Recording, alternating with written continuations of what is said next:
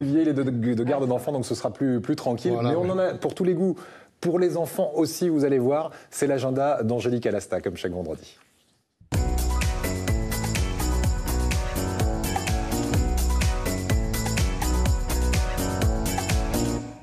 Et si vous allez du côté de Nice, avec votre petit garçon, vous pourrez peut-être l'emmener voir une superbe expo consacrée au cirque. La fabuleuse histoire du cirque, c'est à Nice, Angélique, et c'est jusqu'au 3 février. Et c'est à la Villa Masséna, donc lieu emblématique sur la promenade des Anglais.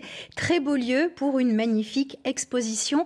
C'est la collection privée de ceux qui connaissent peut-être du côté de Nice le docteur Frère, maire de Tourette-Levins, qui prête donc des années et des années de collection. C'est un grand passionné. Un grand passionné Frère, de cirque. Il a notamment contribué à la création du Festival international du cirque de Monte-Carlo, célèbre dans le monde entier. D'ailleurs, ça va débuter dans pas très longtemps, là, vers le milieu du mois de janvier, le grand cirque de Monte-Carlo.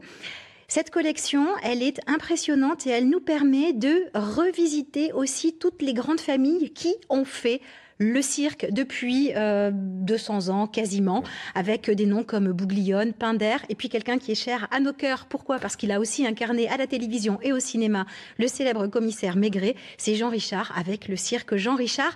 À découvrir, à noter aussi qu'il y a des spectacles le week-end pour les enfants, avec de la magie, notamment le mercredi après-midi, du jonglage le samedi après-midi. C'est gratuit pour la métropole, les habitants de la métropole Nice-Côte d'Azur.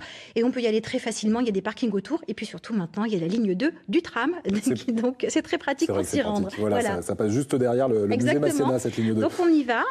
Toutes les infos sur le site nice.fr. Vous allez trouver les horaires et tout ce qui va bien pour pouvoir préparer votre visite. Autre exposition qui nous ramène cette fois en Provence et à Marseille, Massilia Toy. Ça, c'est au Mucem de Marseille et c'est encore un petit peu plus long. C'est jusqu'au 1er mars, cette expo. Absolument. Donc au Mucem de Marseille, une exposition sur une industrie finalement qui a fait les belles heures de Marseille et des Marseillais, l'industrie du jouet. On ne le sait pas forcément, mais il y a de grands noms de l'industrie du jouet qui étaient implantés à Marseille et qui fabriquaient... je crois. Ah, il y en avait quelques-uns, oui, tout à fait. Avec des jouets très célèbres. Alors Eric, je ne sais pas si dans votre enfance vous avez joué avec une machine à coudre, mais il y avait un fabricant de jouets de machine à coudre. Pas à l'époque. La fameuse cousette qui était exportée dans le monde entier. Exactement, la fameuse cousette. Et puis d'autres, évidemment, qui ont fait donc les belles heures de cette industrie et surtout les belles heures de nos parents, de nos grands-parents. Ça rappelle des souvenirs à tout le monde. Donc c'est à visiter en famille, c'est au Mucem. À noter que ce sont deux spécialistes des jouets anciens, qui sont d'ailleurs brocanteurs et qui sont implantés à Marseille, qui ont créé cette exposition, qui sont les deux commissaires d'exposition.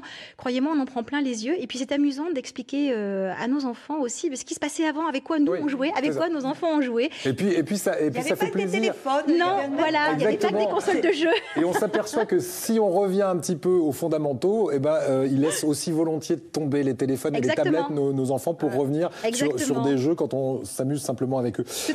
Autre idée sortie maintenant, on est à Toulon, dans le Var, en plein air, et c'est le circuit des fontaines avec un guide. Avec un guide. Alors là, je pense à notre ami Olivier qui est allé poser dans une fontaine à Deauville, alors qu'il y en a de superbes à Toulon. Donc la prochaine fois, pensez-y. C'est un peu plus près de nous. Il faut faire le calendrier ici, vous aurez plus chaud. L'année prochaine, voilà. On pourra peut-être même assister au shooting. Enfin, je dis ça, je dis rien. Donc visitez Toulon au travers du cirque. Vous prenez son 06 après, vous l'appelez pour le shooting. Elle sera là, c'est sûr.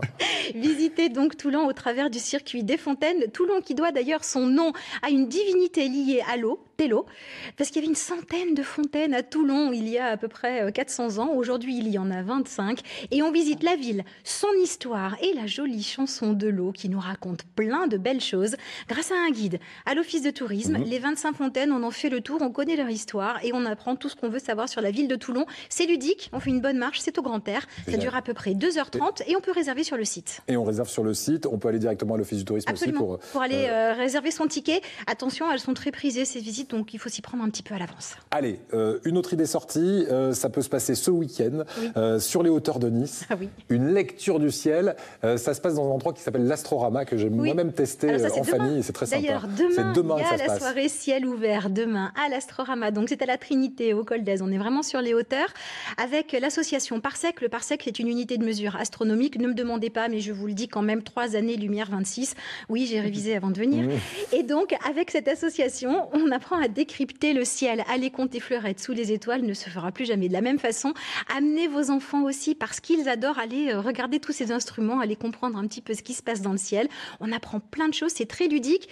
Prenez votre casse-croûte, ça commence à 18h jusqu'à 22h. Donc, si vous avez envie de manger, habillez-vous chaudement aussi, parce que en extérieur, là, il fait un petit peu frais, mais on s'éclate. Merci beaucoup. Et dans un prochain agenda, vous nous emmènerez à la montagne, à Oron, où on peut carrément, en famille, fabriquer son igloo avec un prof d'igloo. Magnifique. Ça existe. Merci beaucoup, Angélique, pour toutes ces idées sorties. C'est l'heure de l'instant musical d'Ensemble C'est Mieux. Si je vous propose du jazz, Olivier, vous êtes preneur ? Pas trop.